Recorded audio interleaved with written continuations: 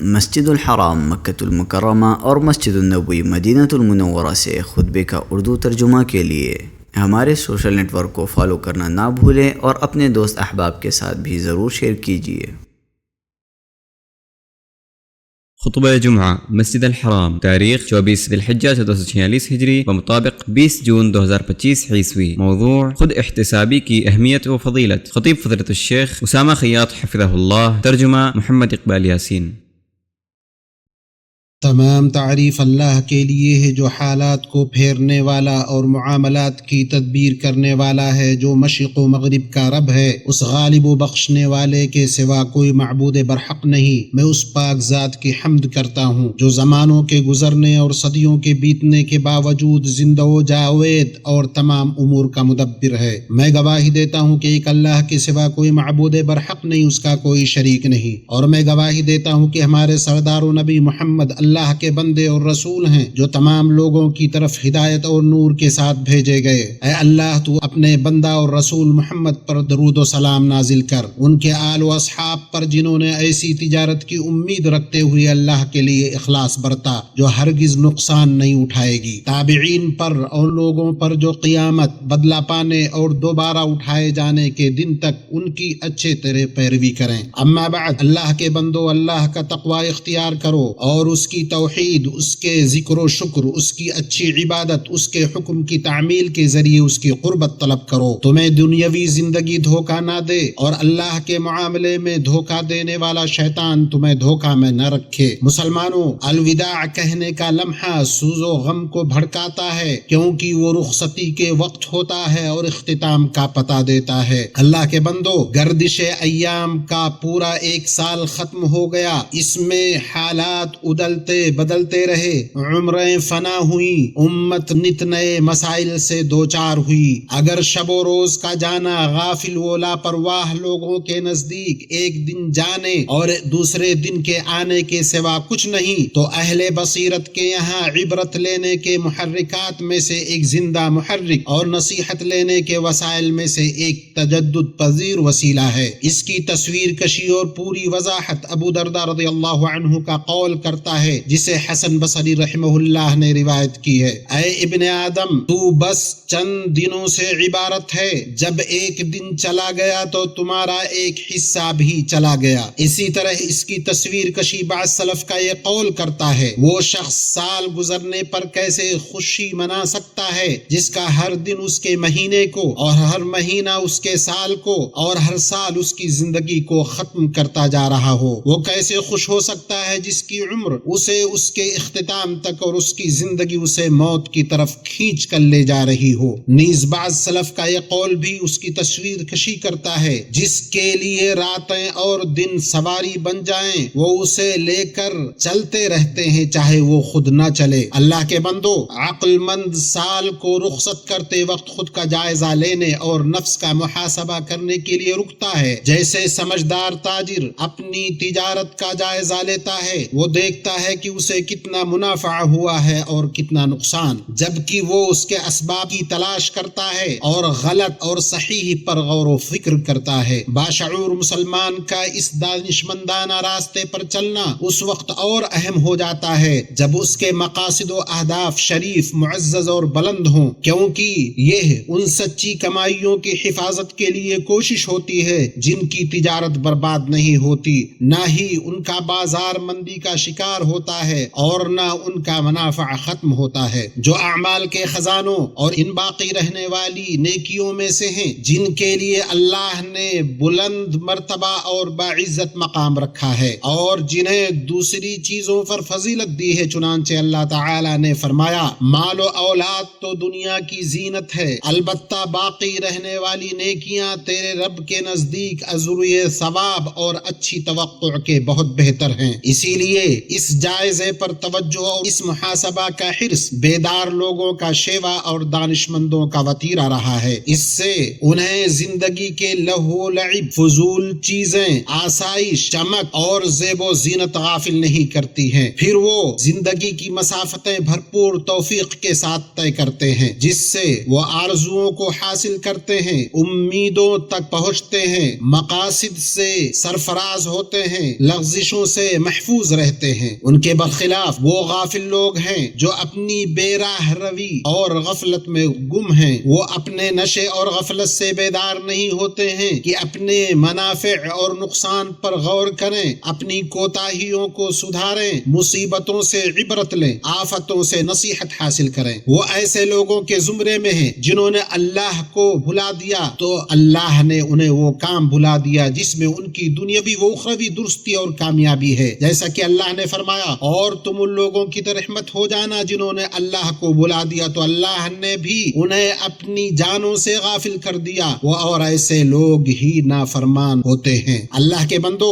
بے شک جائزہ لینے، خود احتسابی کرنے کا تعلق بہترین اور کامل ترین تبدیلی سے مضبوطی کے ساتھ جڑا ہوا ہے، کیونکہ جائزہ اور خود احتسابی انسان پر اس کی کمی اور خرابی کے مقامات، عیبوں کے پوشیدہ پہلوؤں کو ظاہر کر دیتے ہیں۔ جب اس کا عزم سچا ہوگا، نیت درست ہوگی، راستہ واضح ہوگا، عمل اس کی تصدیق کرے گا تو اللہ کی طرف سے پائیدار مدد آئے گی جس سے وہ اچھے انجام اور بہتر بدلے سے سرفراز ہوگا۔ اور جو لوگ ہماری راہ میں مشقتیں برداشت کرتے ہیں، ہم انہیں اپنی راہیں ضرور دکھائیں گے۔ اللہ کے بندو، جائزہ اور محاسبہ کی روش پر چلنا لوگوں میں کچھ افراد یا کسی گروہ کے ساتھ خاص نہیں، بلکہ امت مسلمہ کو مجموعی اعتبار سے اس کی ضرورت ہے اور اس سے اس کو بے نیازی نہیں، جبکہ وہ ایک رخصت ہونے والے سال کو الوداع کہہ رہی ہے اور ایک نئے سال کا استقبال کر رہی ہے۔ امت کے حق میں یہ ایک ایسا جائزہ ہے جس کے مقاصد وسیع ہیں، جس کا دائرہ عام ہے، جس کا فائدہ عظیم ہے۔ اللہ نے سچ فرمایا، ایمان والو، اللہ سے ڈرتے رہو، ہر شخص دیکھ لے کہ کل قیامت کے واسطے اس نے کیا ذخیرہ بھیجا ہے۔ ہر وقت اللہ سے ڈرتے رہو۔ اللہ مجھے اور آپ کو اپنی کتاب کے طریقے اور اپنے نبی صلی اللہ علیہ وسلم کی سنت سے فائدہ پہنچائے۔ میں یہ بات کہہ رہا ہوں عظمت و جلال والے اللہ سے اپنے لیے، آپ کے لیے، تمام مسلمانوں کے لیے ہر گناہ کی مغفرت طلب کرتا ہوں، بے شک وہ بڑا بخشنے والا مہربان ہے۔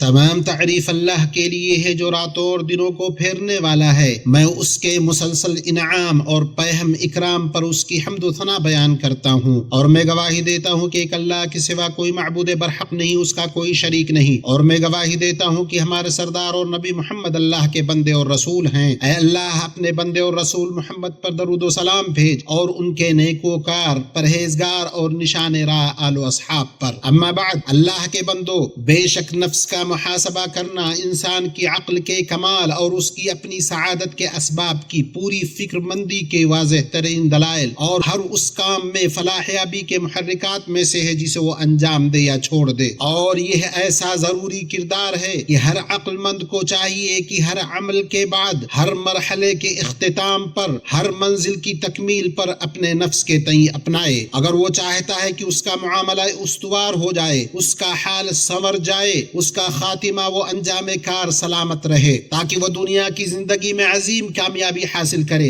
اور اس دن بھی کامیاب ہو جب گواہ اٹھ کھڑے ہوں گے۔ اللہ کے بندو، اللہ سے ڈرو اور اس سچی اور مضبوط نگرانی پر کار بند رہنے کی کوشش کرو، خصوصاً جب کہ تم اپنے اعمال کے ایک نئے مرحلے کا استقبال کرنے جا رہے ہو، اپنی زندگی کے ایک نئے دور کا آغاز کرنے جا رہے ہو، جس میں تم اس بات سے بے نیاز نہیں ہو کہ گزرے دنوں پر بھروسہ اور انحصار کرو اور باقی ماندہ دنوں کی اصلاح اور ان کے لیے منصوبہ بندی کرو، اور درود و سلام بھیجو اللہ کی مخلوقات میں سب سے افضل محمد بن عبداللہ پر، کیونکہ تمہیں اللہ کی کتاب میں اس کا حکم دیا گیا، جیسا کہ اللہ تعالی نے فرمایا، بے شک اللہ اور اس کے فرشتے اس نبی پر درود بھیجتے ہیں۔ اے ایمان والو، تم بھی ان پر درود بھیجو اور خوب سلام پڑھتے رہا کرو۔ اے اللہ، اپنے بندے اور رسول محمد پر درود و سلام بھیج۔ اے اللہ ان کے چاروں خلفائے راشدین ابو بکر، عمر، عثمان و علی سے راضی ہو جا، اور تمام آل، صحابہ، تابعین، ان کی ازواج مطہرات جو مومنین کی مائیں ہیں، ان سب سے بھی راضی ہو جا، اور ان سب سے بھی جو قیامت تک نیکی کے ساتھ ان کی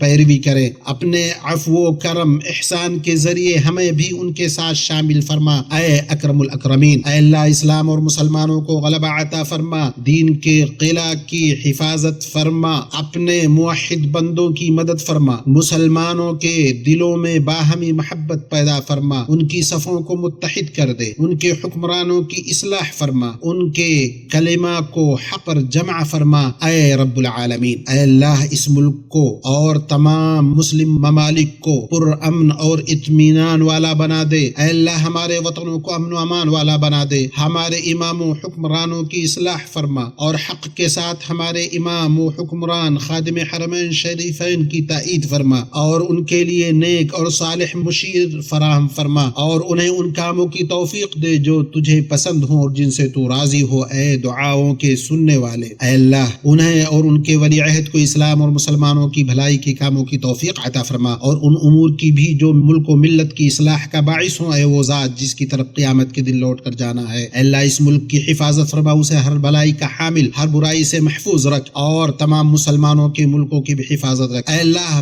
مسجد اقصی کو آزاد فرما، اے اللہ فلسطین کے مسلمانوں کی حفاظت فرما، ان کی حفاظت فرما، ان کے آگے سے، پیچھے سے، دائیں سے، بائیں سے اور اوپر سے۔ اے اللہ ہم تیری عظمت کی پناہ میں آتے ہیں کہ انہیں نیچے سے اچانک ہلا کر دیا جائے۔ اے اللہ تو ان کا مددگار اور پشت پناہ بن جا، ان کی تائید فرما، ان کی نصرت فرما، ان کے دشمن اور تیرے دشمن کے خلاف تو ان کے لیے کافی ہو جا اے ذوالجلال والاکرام۔ اے اللہ ہمارے دین کو سنوار دے جو ہمارے معاملات کی بنیاد ہے، ہماری دنیا کو سنوار دے جس میں ہمارا گزر بسر ہے، ہماری آخرت کو بہتر بنا دے جس کی طرف ہمیں لوٹ کر جانا ہے۔ اے اللہ ہماری زندگی کو ہر بھلائی میں اضافے کا ذریعہ بنا، اور موت کو ہر برائی سے راحت کا ذریعہ بنا۔ اے اللہ ہمارے دلوں کو تقوی عطا فرما، انہیں پاک کر دے، تو ہی سب سے بہتر پاک کرنے والا ہے، تو ہی ان کا مالک اور نگہبان ہے۔ اے اللہ ہمارے تمام کاموں کے انجام کو بہتر بنا، ہمیں دنیا کی رسوائی اور آخرت کے عذاب سے بچا۔ اے اللہ ہم تیری نعمتوں کے زوال، تیری عطا کردہ عافیت کے بدلنے، تیری اچانک گرفت اور تیرے تمام غضب سے تیری پناہ چاہتے ہیں۔ اے اللہ ہم تجھ سے نیک کام کرنے، برے کاموں سے بچنے، مسکینوں سے محبت رکھنے کی توفیق مانگتے ہیں، اور یہ کہ تو ہمیں بخش دے اور ہم پر رحم فرما۔ اے اللہ تو اپنے بندوں پر اگر کوئی آزمائش لانے والا ہو تو ہمیں اپنے پاس بلا لے اس حال میں کہ ہم فتنوں سے محفوظ ہوں۔ اے اللہ ہمیں اپنے اور اپنے دشمنوں سے اپنے طریقے کے مطابق تو ہمارے لیے کافی ہو جا اے رب العالمین۔ اے اللہ ہم تیرے دشمنوں اور ہمارے دشمنوں کے مقابلے میں تجھے ان کے مقابلے میں کھڑا کرتے ہیں۔ اے اللہ ہمارے مریضوں کو شفا دے دے۔ اے ہمارے رب ہم نے اپنے جانوں پر ظلم کیا، اگر تو ہمیں نہیں بخشے گا اور ہم پر رحم نہیں کرے گا تو ہم نقصان اٹھانے والوں میں سے ہو جائیں گے۔ وصلی اللہ علی نبینا محمد وعلی آلہ وصحبہ اجمعین والحمد للہ رب العالمین۔